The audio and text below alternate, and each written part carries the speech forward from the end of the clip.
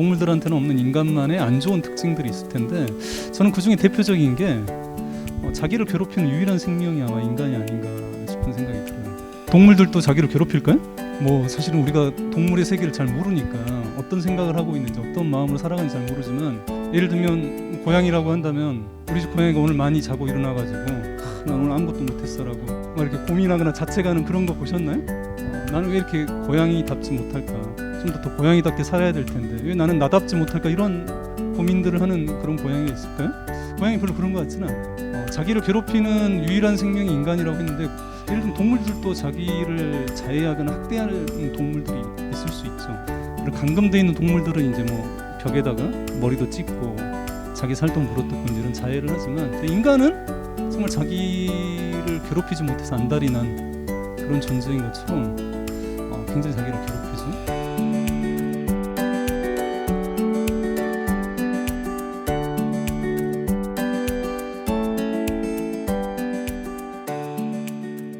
책 제목이 좀 어렵죠. 나는 왜 나를 함부로 대할까라고 제목이 좀 긴데요. 저는 이제 오늘 뭐 여러 가지 얘기가 있을 텐데 꼭 잊지 마셔야 될 요 질문 하나 좀 품고 가셨으면 좋을 것 같아요. 그래서 언제 이 질문 하시면 좋냐?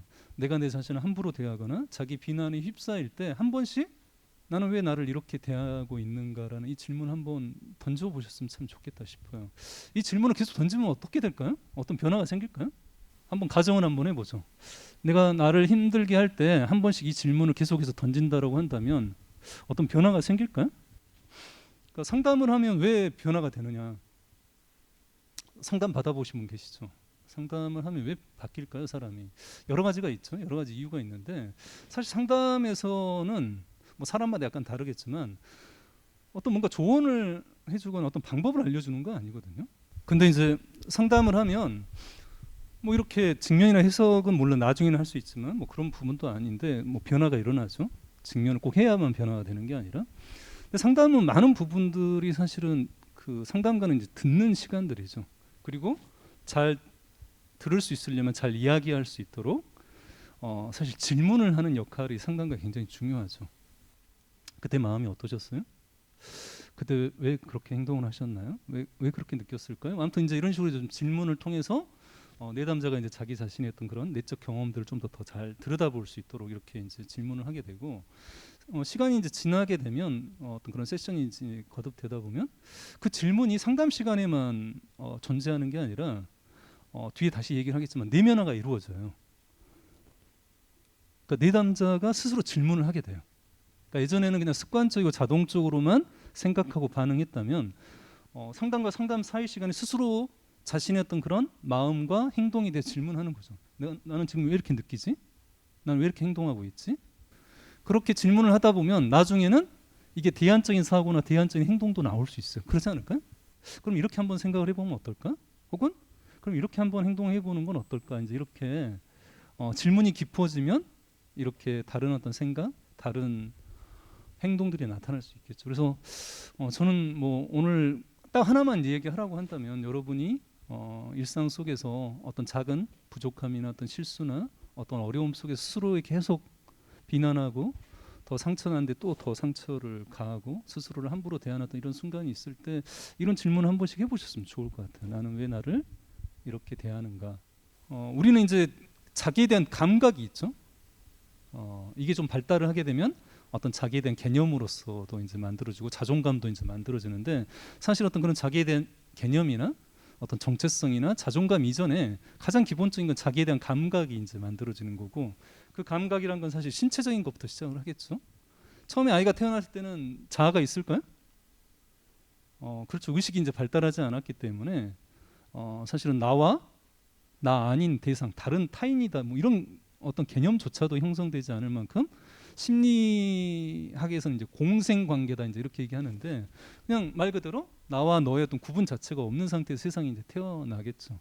근데 서서히 이제 자기라는 개념들을 이제 갖게 되는데 그런 자기라는 개념은 안에서 이렇게 발달되는 게 아니라 오로지 밖에서 안으로 이렇게 들어온다는 거죠. 다시 말하면 아이가 최초로 관계 맺는 그러한 인간관계에 의해서 우리가 이제 얘기하는 주양육자에 의해서 주양육자가 어떻게 반응해 주느냐에 따라서 그 반응에 의해서 내가 어떤 사람인지 내 감정이 무엇인지, 내가 무엇을 바라는지 이런 것들을 하나하나 알아차려 가는 거죠.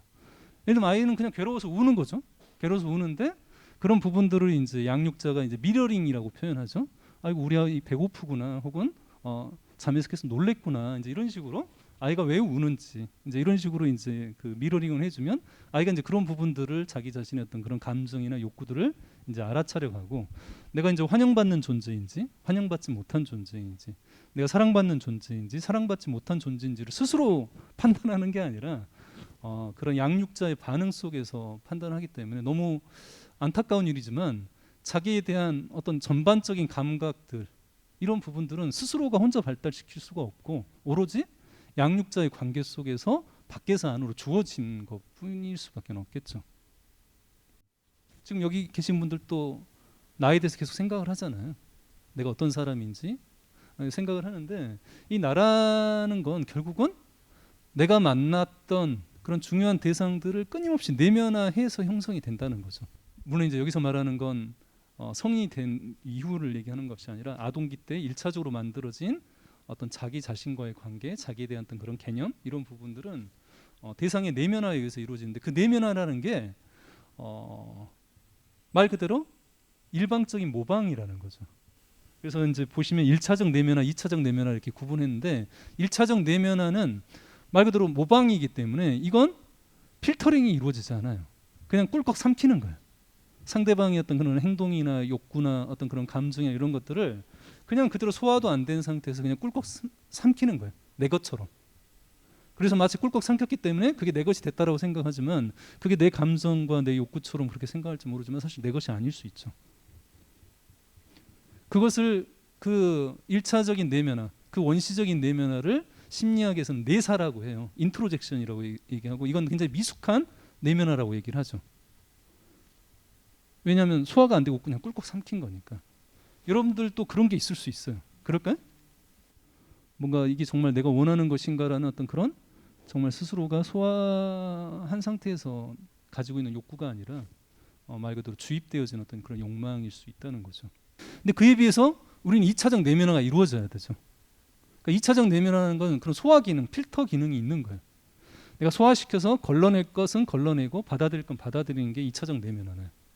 1차적 내면은 통으로 받아들인 거죠. 내가 누군가를 좋아하면 그 사람의 모든 걸 다 좋은 사람이라고 생각하고 좋은 걸 다 받아들인 게 1차적 내면에 내사에 가깝죠. 통으로 그냥 꿀꺽 삼키는 거고, 그 사람의 뭐 문제도 있을 수 있지 않나요? 뭐 아무리 내가 좋아하는 아이돌이라고 하더라도 그 사람 사생활에 문제가 있을 수도 있고 이제 이러는데, 그냥 누군가를 좋아하면 그 사람의 모든 걸 다 좋아하고, 뭔가 그런 게 사실은 드러나더라도 다 혼자 그런 거 아니라고, 니들이 몰라서 그렇다고 혼자 이제 계속 아니라고 이제 이렇게 생각을 하고 있다면 그런 부분들이 이제 그런 내사죠. 그래서 2차적 내면화는 이제 성숙한 내면화이기 때문에 그런 부분들을 우리가 이제 동일시 혹은 좀 더 상위 개념이라고 한다면 통합, 인테그레이션 이제 이렇게 이제 이야기할 수 있죠. 그래서 우리는 이제 그런 과제가 있어요. 나는 1차적 내면화를 가지고 있을 수 있잖아요. 나는 그런 내 첫 인간관계를 내가 선택할 수 없잖아요. 억울하지만 사실은 그런 뭐 불안정 애착이나 잘못된 양육에 의해서 내 스스로가 잘못된 부정적인 어떤 자기 개념들이랄지 자기 자신과의 관계를 가졌다고 하더라도 그걸 그대로 그냥 지금까지 자동적으로 그냥 꿀꺽 삼키고 좀 살아왔지만 2차적 내면화가 일어났느냐 안 일어났느냐가 중요한 거겠죠. 모든 걸 다 1차적 내면화에서 결정된 건 아니기 때문이죠. 그래서 그런 이야기를 조금 더 이제 풀어가 보려고 합니다. 나는 왜 나를 함부로 대할까? 그러니까 첫 번째는 이건 지금 이제 아동기 부정적인 경험을 이야기하려고 하는데요. 아동기 부정적인 경험이 아니어도 자기 자신을 충분히 함부로 대할 수 있어요. 특히 시대 상황이 중요해요. 제가 아까 얘기를 하다 말았는데 지금 우리 시대는 자아가 너무 비대해졌어요. 그러니까 예전에는 자아가 너무 빈약해서 자아가 결핍돼서 그게 이제 문제가 됐죠. 특히 이제 집단주의 사회이다 보니까. 근데 지금 이 시대는 너무 갑작스럽게 개인화가 급속도로 진행이 되면서 이 자아, 자기, 나답게 뭐 이런 이야기들이 너무 범람하고 있다 보니까 너무 우리 의식이 이 자아에 몰두돼 있는 거예요. 지금 그렇지 않나요? 나에 대한 어떤 그런 생각, 자기에 대한 생각, 이거에서 뭐 우리가 벗어날 수 벗어나는 시간이 얼마나 되겠습니까? 계속 나에 대해서 생각을 하고, 근데 이 나에 대해서 생각하는 게 뭐 순기능도 있을 수 있죠. 오히려 더 자기 발전으로 나아갈 수도 있지만 얼마든지 역기능이 있을 수 있지 않나요?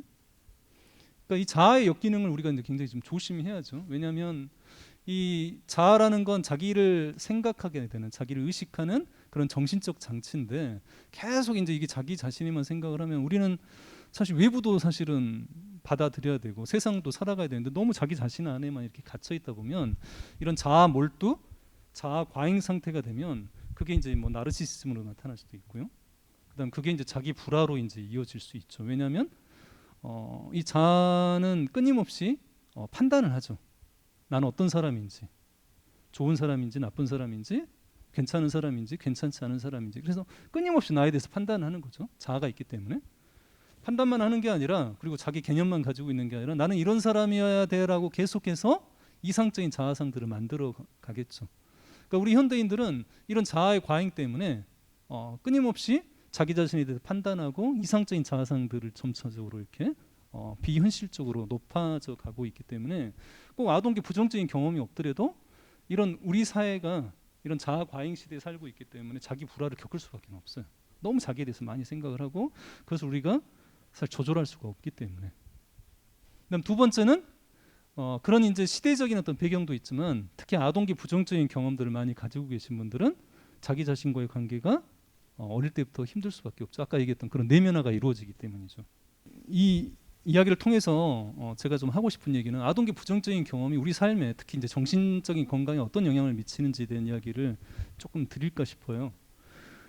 크게 세 가지 이야기를 좀 드리고 싶은데, 첫 번째는 바탕 감정을 만든다는 거죠. 그러니까 우리가 보통 감정은 어떤 자극과 상황에서 감정이 일어나고, 그 자극과 상황이 약해지면 감정도 사그라들죠. 아침에 뭔가 기분 나쁜 일들이 있으셨죠. 뭐 그런 일들이 있을 수 있는데, 회사를 집에서. 근데 지금 또 뭐 탄수화물 들어가고 나서 아무튼 또 이렇게 막 웃음도 나오고 막 이렇게 기분이 또 괜찮아졌잖아요. 아무튼 어찌 됐든 간에 감정이라는 게 늘 고정되어 있는 게 아니라 어떤 상황과 자극에서 일어났다가 사라지게 되죠. 이게 일반적인 감정인데, 트라우마는 이제 그렇지 않을 수 있죠. 근데 그런 것처럼 이 아동기 부정적인 경험들 속에서 일어나는 이런 감정들은 바탕이 채색이 되는 거죠, 우리 마음에. 그래서 마치 도화지 색깔이 다른 것처럼 사실 우리 마음을 바탕 색깔이 이렇게 채색이 돼서 뭔가 불행감이나 우울감이나 이런 식의 어떤 그런 감정들이 떠나지가 않는 거라는 거죠. 그러니까 보통의 감정이라면 시간이 지나면 사라져야 되는데, 사라지지 않고 계속 마음속에 남아있는 감정.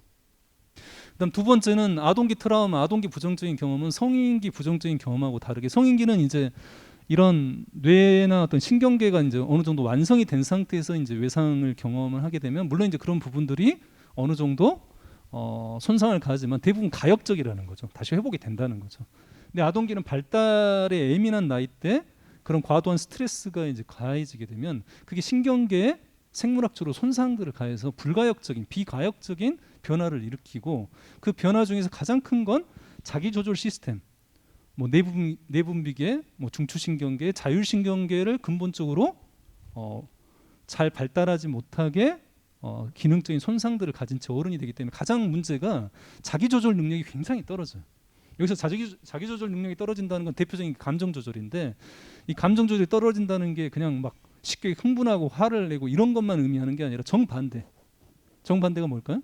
그냥 어떤 그렇게까지 큰 생존적인 위협의 스트레스가 아님에도 불구하고 얼어붙어 버리거나, 그냥 마비돼 버리거나, 그냥 아무것도 못 해버리고 멍해 버리거나, 그러니까 이렇게 과각성도 있지만 굉장히 어떤 그런 저각성으로 뚝 떨어지는. 그러니까 남들은 예를 들어 상사가 막 야단치고 큰 소리를 지르면 남들은 또 저런다고 속으로 이제 이렇게 하면서 겉으로만 이제 뭔가 뭐 이렇게 조심하는 척 이렇게 하는데, 이런 사람들은 실제로 속으로도 그냥 얼어붙어 버리고 아무 말도 못 해버리고 이제 이렇게 되기가 좀 쉽겠죠. 그래서 이런 독성 스트레스가 문제되는 건, 결국 독성이라는 말 자체가 그런 신경학적인 손상들을 일으킨다는 거죠. 그래서 아동기 그런 부정적인 경험들은 이런 자기조절 시스템들을 망가뜨린 채 발달이 이루어지기 때문에 성인이 돼서도 그런 부동화 반응이라고 얘기하거든요. 그냥 얼어붙어 버리고, 그냥 그렇게까지 위험한 상황이 아닌데도 내가 할 수 있는 것조차도 못 해보는 이런 상황에 놓이게 되는 거죠. 그러면 이제 그게 또 굉장히 자기 비난이 되죠. 그때 이렇게 얘기를 했어야지 바보야라고 얘기를 하면서 스스로를 계속 책망하고 나는 처음부터 원래부터 잘못됐다라고 이제 또 더 자기 자신이 처음부터 잘못됐다는 또 이런 느낌들을 더 심화시키고 사실은 처음부터 잘못된 게 아니라 그런 부정적인 경험을 때문에 사실 이런 부동화 반응들이 몸과 마음속에 배어 있음에도 불구하고 나라는 인간은 처음부터 잘못된 채 태어났다고 그렇게 이제 생각들을 많이 하겠죠. 그다음에 이제 세 번째가 이제 파괴적인 자기관계라고 얘기를 했는데요. 그러니까 인간은 본능적으로 어떤 문제나 어려움이 생기면 자기를 보호하기 위해서 방어 기제라는 게 작동이 되죠. 가장 원시적인 방어 기제가 뭘까요? 나한테 어떤 문제나 어려움이 생겼어요. 근데 아무튼 본능적으로 인간은 문제나 어려움이 있으면 본능적으로 외부 환경이나 남 탓을 하게 돼 있어요. 본능적으로. 그다음에 성숙한 사람들은 투사가 점점 자라면서 약화되고 뭐가 되는 거죠? 성찰이 되는 거죠.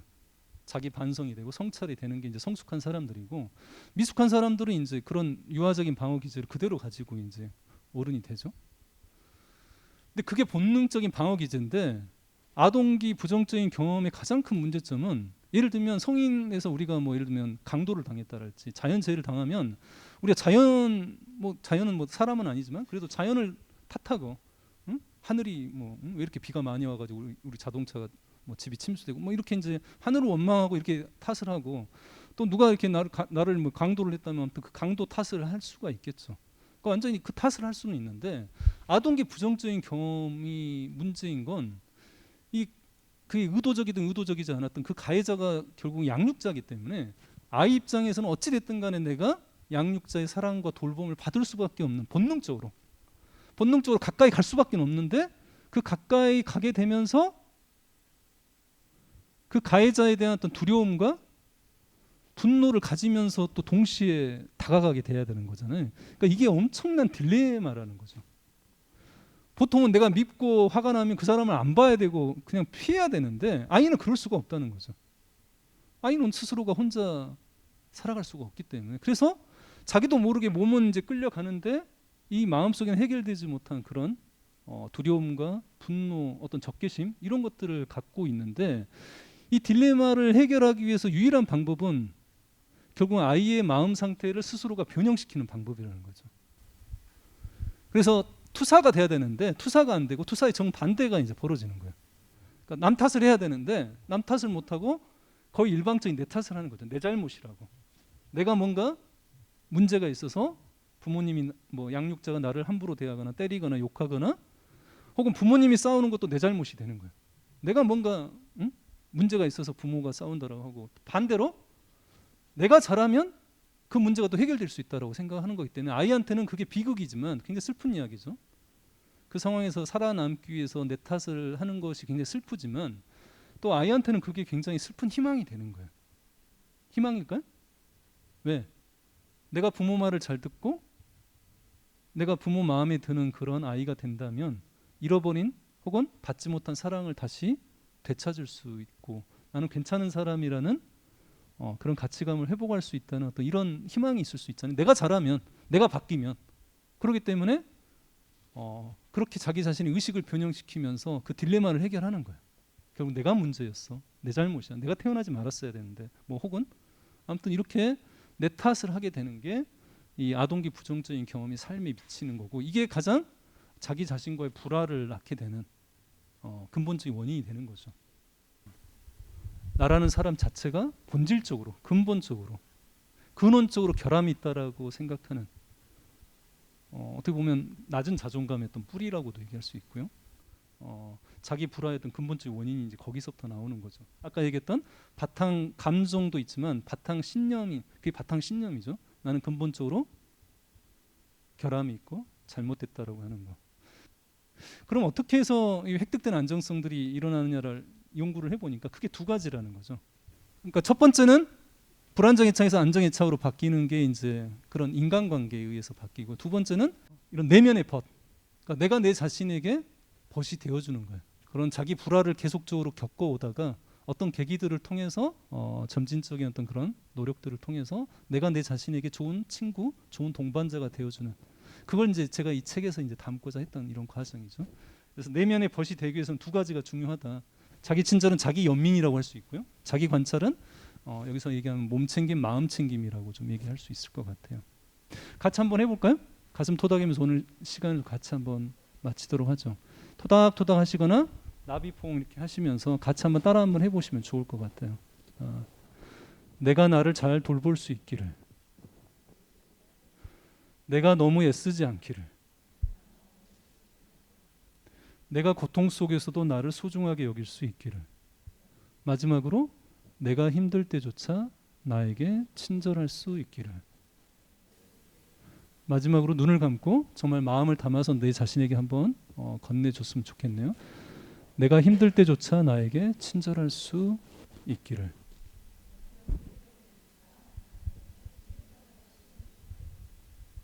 오늘 늦은 시간까지 같이 해주셔서 감사합니다.